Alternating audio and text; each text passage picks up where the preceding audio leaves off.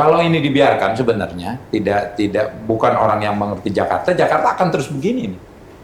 Siapa yang populer di nasional, ya kan dia mungkin untuk estafet masuk ke nasional ke Jakarta dulu karena ini jadi parameter, jadi barometer. Jadi kalaupun sekarang survei dikatakan siapa nggak bisa. Jakarta ini di luar prediksi. Masih yakin sekejam Ibu Tiri? Iya. Oh iya. Karena apa? Incumbent itu selalu kalah.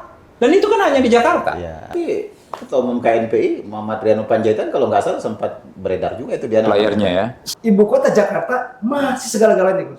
Dari hal haram jadah sampai sejadah itu masih diurus di ibu kota. Sampai saat ini publik masih meragukan apakah IKN sudah siap dan bisa menjadi ibu kota baru. Kita bicara tentang aktivis ya. Saya rasa perlu loh sampai tingkat 2 itu. Karena kenapa? Kalau kita lihat banyak aktivis-aktivis di Jakarta ini banyak yang dalam tanda petik ya kader busuk gitu. Assalamualaikum warahmatullahi wabarakatuh. Jumpa lagi dengan kami di acara Ngopi, Ngobrol Politik Indonesia.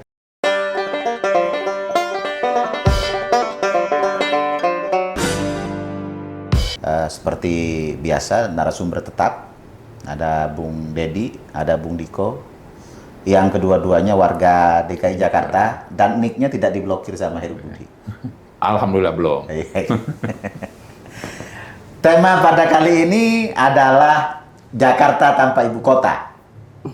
Seperti kita ketahui, pemerintah Indonesia sudah melakukan rencana strategis memindahkan ibu kota ke Kalimantan Timur, tepatnya di Penajam Pasir Utara ya, yang disebut dengan ibu kota Nusantara. Pembangunan sudah berlangsung dan rencananya tanggal 17 Agustus 2024 akan dilakukan upacara peringatan Hari Kemerdekaan di sana.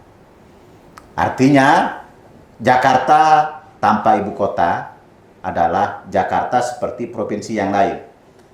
Apakah nanti akan ada pemilihan wali kota, misalnya pilkada, lalu bagaimana dengan kantor-kantor pemerintahan yang ada di Jakarta, aset-aset yang ada di Jakarta, lalu bagaimana juga dengan yang punya kos-kosan di Jakarta yang banyak itu, iya ya.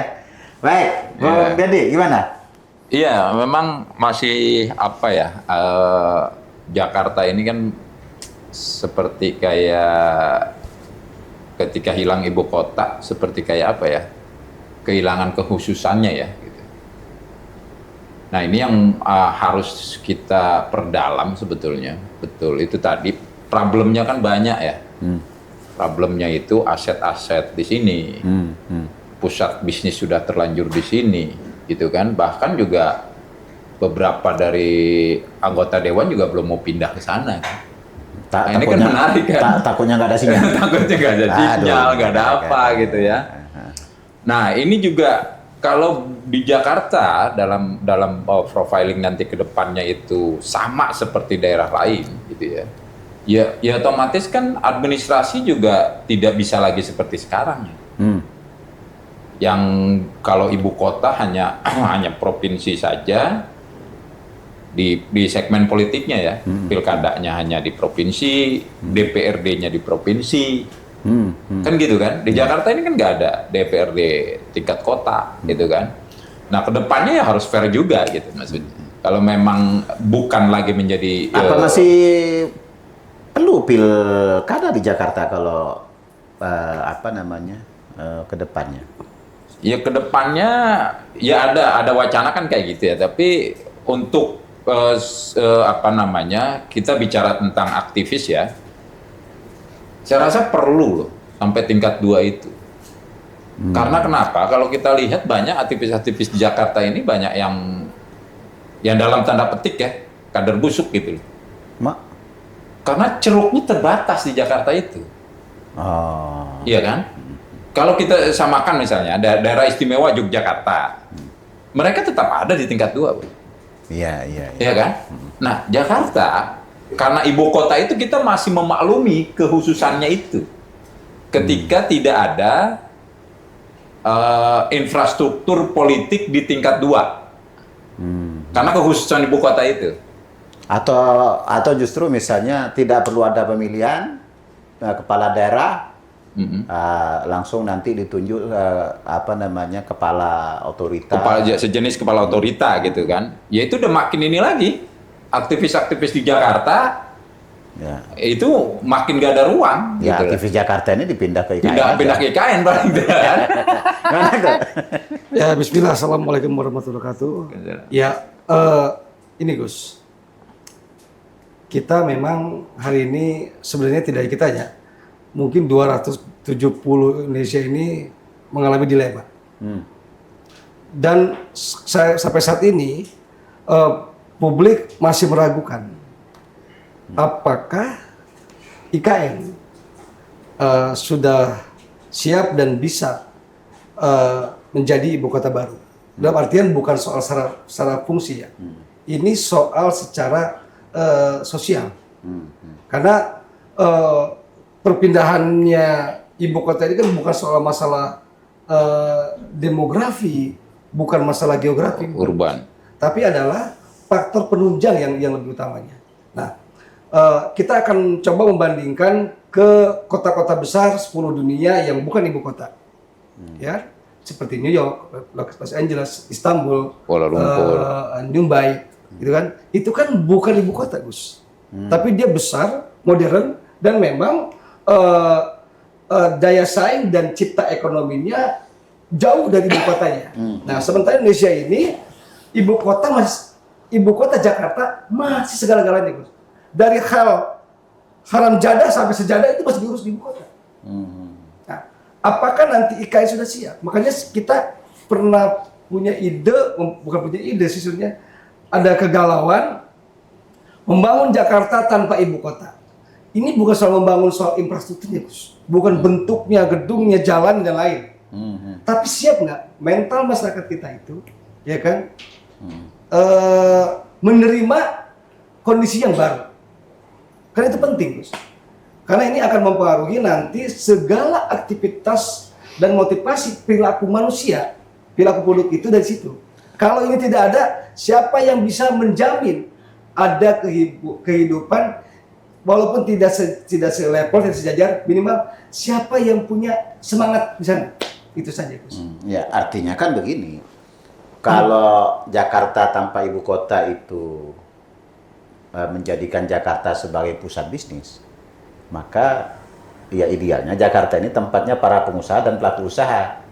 Ya, kalau aktivis ini kan semua diusahakan, idealnya pindah ke IKN, kan?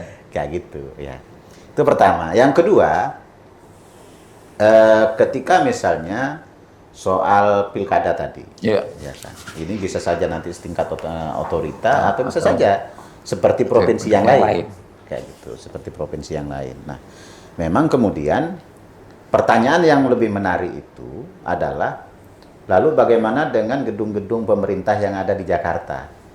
Apakah ini kan di Jakarta ini kan kalau saya lihat ada tanah Pemda DKI, ada tanah pemerintah pusat. Setnek gitu ya. Yang kelola Setnek dan sebagainya.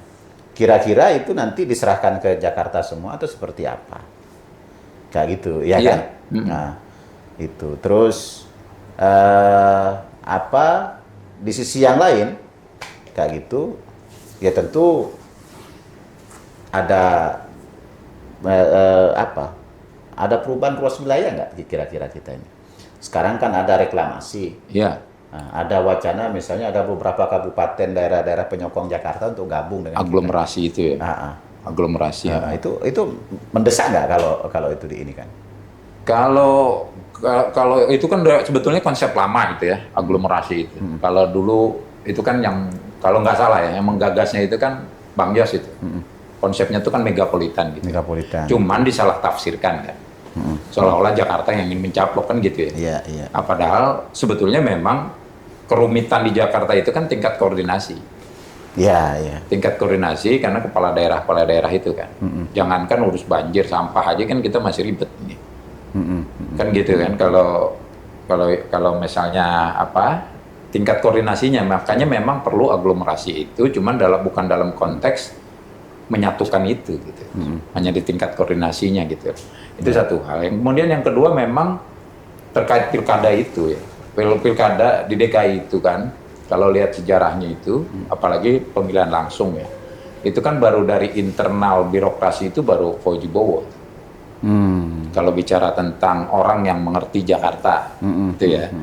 Karena kenapa? Kita ini kan kosong pengkaderan itu atau kosong apa ya namanya orang yang mengenal Jakarta itu ya karena nggak ada infrastruktur politik di tingkat 2. Sehingga kebanyakan nanti endorse-nya dari luar. Adanya Pak Jokowi, kan gitu ya. Kemudian Anies, yang baru kan. Jadi kalau ini dibiarkan sebenarnya bukan orang yang mengerti Jakarta akan terus begini nih. Siapa yang populer di nasional, ya kan dia mungkin untuk estafet masuk ke nasional ke Jakarta dulu karena ini jadi parameter, jadi barometer, tapi akhirnya Jakarta tidak maksimal diurusnya, gitu kan? Nah ini yang ke depannya memang harus kita pikirkan. Apakah memang betul lebih baik memang tidak usah ada pilkada seperti otoritas saja gitu kan, karena ini sifatnya nanti koordinatif dan segala macam. Jadi model satu kementerian menangani khusus Jakarta dan sekitarnya. Atau yang kedua ya disamakan dengan provinsi lain. Gitu kan. Jadi pemberdayaan orang ini semua kepemimpinan daerah itu berlandaskan dari memang apa namanya terschedule, terkader gitu kan, dari tingkat 2, DPRD tingkat 2 gitu loh. Jadi memang memahami Jakarta gitu. Banyak kan hari ini kalau kita lihatnya ya, yang dikedepankan kan program-program mercusuar, yang bisa dilihat, gitu kan. Dalam waktu misalnya dia hanya menjabat 5 tahun, bagaimana mercusuar ini bisa masuk ke pentas nasional. Nah ini yang saya pikir harus kedepannya harus mulai kita harus rubah. Tapi kan pada kenyataannya misalnya PAD-nya Jakarta kan termasuk sangat besar. Oh iya, sayang. Jadi 80 hari ini mungkin udah lebih dari 80 triliun. Nah itulah yang bisa menjadi modal bagi orang-orang yang menjadikan Jakarta sebagai terminal popularitas untuk nasional gitu. Udah semua media massa itu pusatnya di Jakarta, ya kan? Kita nanti boleh kita cari datanya nih, gubernur-gubernur yang ada hari ini, kemarin-kemarin itu, berapa dia untuk humas itu, ya kan? Iya kan kalau mau jujur misalnya kan begini, banyak aktivis ketika dia sudah sukses di daerahnya masing-masing menjadi pimpinan pusat masuk ke Jakarta. Masuk ke Jakarta. Jadi itulah yang kemudian menjadi, ya artinya kan kalau mau di ini kan mau disimplifikasi begitu. Ya sumber daya terbaik masuk ke Jakarta. Ke Jakarta. Tapi memang ya ini menjadi tantangan agar mereka juga bisa mau ke IKN kan. IKN. Nah, pertanyaan saya ini kan ya karena pilkada serentak lah ya. Sementara kan ya Jakarta ini kan suka ataupun tidak suka kan sudah melakukan persiapan untuk pilkada. Iya. Muncul beberapa nama lah yang cukup beredar. Saya tadi baru dapat flyer ada Budi Jiwandono. Ya kan. Ini anak muda ya kan, besar lahir di Jakarta yang juga sudah didukung untuk jadi calon gubernur misalnya. Ada Ridwan Kamil ya kan. Dan mungkin ada, saya nggak tahu Heru Budi apakah mau nyalon misalnya. Kira-kira siapa nama-nama siapa aja yang sudah beredar itu kok? Dan menurut ente yang layak lah. Ya, ini kita bicara tren ya Gus ya, tren ya. Karena kalau bicara politik itu kan kembali kepada kepentingan elektoral. Ya. Memang hari ini ada beberapa figur calon. Walaupun hari ini saya belum menemukan figur-figur calon yang memang serius ingin bangun Jakarta. Masih motivasinya, spiritnya adalah ini adalah betul loncatan untuk nasional. Siapapun di sini, ya kan? Walaupun di sini ada sosok PJ ya, yang katanya sudah 2 kali diperpanjang. Kan? Saya juga belum lihat terobosannya Gus. Dia hanya masih menjalankan sebagai aktor PNS-nya. Usulan tadi. Terobosannya itu menonaktifkan Nick. Apanya? Kontroversi bikin ribet. Ya itu bagi saya belum bisa dikatakan prestasi. Intinya begini Gus. Jadi peristiwa ini pernah terjadi di 2 negara besar. Satu di Turki dari Istanbul ke Ankara, kedua di Amerika dari New York ke Washington DC. Nah, memang hanya satu tawarannya Gus. Jakarta ini mau tidak mau menjadi kota ekonomi global, bisnis global. Nah, saya melihat hari ini entah pun pemerintah nasional ataupun DKI Jakarta belum persiapan diri. Nah, makanya menyangkut soal tadi regulasi selanjutnya. Apakah Jakarta butuh proses pengembangan yang lebih lanjut? Nah, ini kita terdesak oleh kepentingan pilkada serentak. Nah, ini menarik Gus, karena gini, jangan sampai nanti ini karena hanya untuk mengejar agenda, ya kan, hingga kita akan melalaikan proses pembangunan Jakarta tadi. Makanya kenapa tadi kita ngambil judul membangun Jakarta tanpa ibu kota. Sudah sejauh mana kesiapan elit ataupun tokoh yang muncul, ya kan, untuk Jakarta ke depan ini bisa Jakarta. Sejauh mana pemerintah pusat dan Jakarta ini serius mempersiapkan ini, karena belum ada prepare yang serius. Atau kalau pernah lainnya. Nah, saya melihat ada nggak hari ini sosok ataupun figur calon yang katanya sudah berani muncul, tapi saya belum berani dia buka diri untuk bisa revisi. Hanya baru ya genit-genit inilah kayak cewek hanya bawa dandan doang, gitu loh, belum boleh keluar rumah, gitu aja. Oh, gitu. Tapi Ketua Umum KNPI Muhammad Riano Panjaitan kalau nggak salah sempat beredar juga itu dia Flyernya ya. Ada sempat flyer yang agak viral. Pertama itu viralnya flyernya Ridwan Kamil, ya. Kedua viralnya flyer Syahrini, ya kan? Ini aktivis yang pernah menjalankan KNPI juga. Terus terakhir saya baca viral ada sosok muda juga ketua KNPI itu Riano Satria Panjaitan. Nah, tapi dari ketiga ini belum pernah berani muncul. Inilah saya menunggu para kesatria yang betul di depan. Kalau hanya main di belakang dengan agendanya hanya untuk batu loncatan, sangat disayangkan. Ini investasi luar biasa Gus, bayangkan Gus. 1 tahun aja investasi Jakarta 40 triliun Gus, 1 tahun Gus. Tahun 2023. 80. Enggak, bukan. Apanya? Dan investasinya. Investasinya. Beda lagi investasi. Iya. Ini bicara tadi jadi kota bisnis. Bisnis global. Kota kita hari ini sudah mencapai level 40 triliun Gus. Bayangkan 40 triliun loh estimasinya, tahun loh. Nah, kalau hari ini Jakarta calonnya tidak memiliki visi ekonomi dan visi bisnis menjadi kota global ini, bagi saya sangat sayang. Itu saja, saya menunggulah satria yang betul-betul satria Jakarta. Tapi ente bukan pendukung Ahok ya. Ya realistis lah, walaupun di sini hanya figurnya yang masih menempel di masyarakat, harus diakui yang masih menempel di figur Ahok, figur Anies Baswedan gitu kan, itu masih diakui karena itu memori yang sangat cukup mendalam di publik Jakarta. Nggak, tapi gini loh, dia perlu diingat juga bahwa Jakarta ini kota yang memang punya secara politik ya masyarakatnya memiliki daya bunuh yang luar biasa dalam hal politik. Gitu.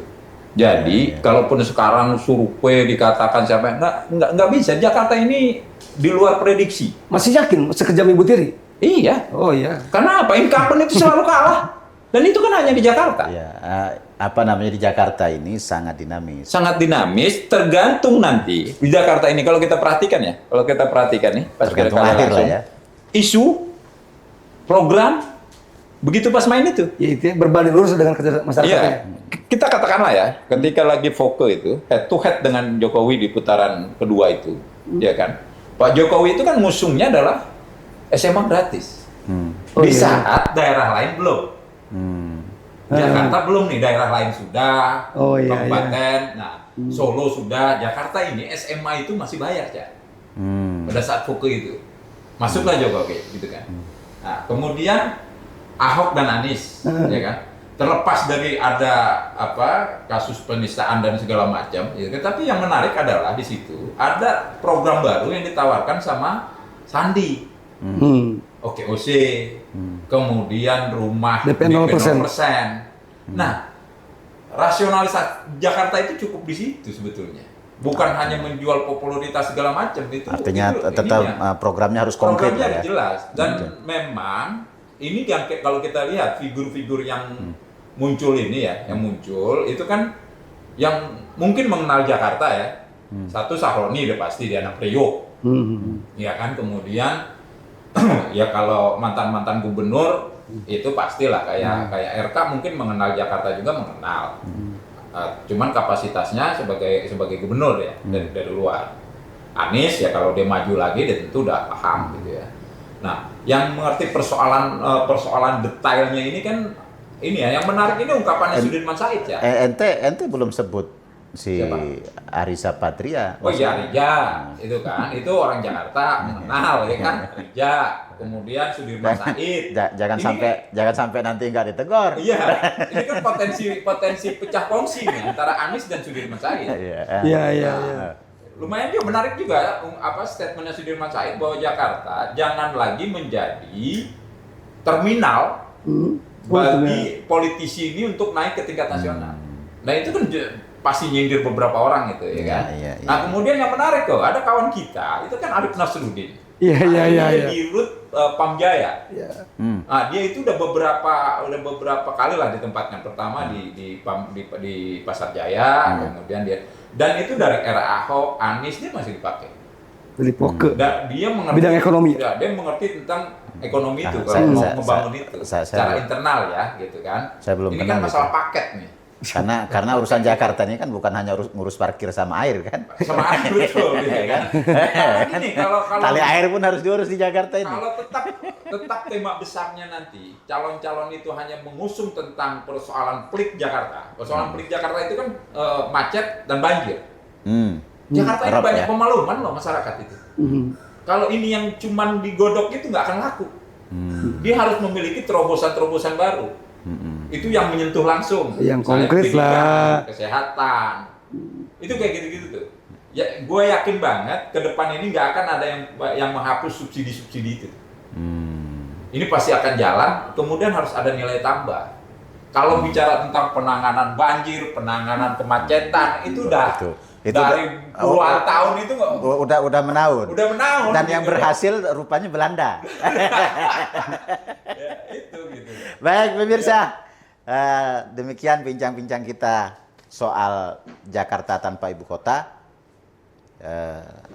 Negara sudah memutuskan bahwa ibu kota akan pindah ke IKN, dan bagi warga Jakarta tentu ini bukan kata akhir, karena sesudah pemerintahan pindah ke Kalimantan tentu akan ada potensi-potensi baru, peluang-peluang baru, dan juga masalah-masalah baru.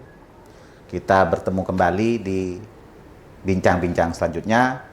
Ikuti terus, tonton terus, subscribe acara dan Like and channel Ngopi. Jangan lupa share. Terima kasih. Assalamualaikum warahmatullahi wabarakatuh. Bangun Jakarta.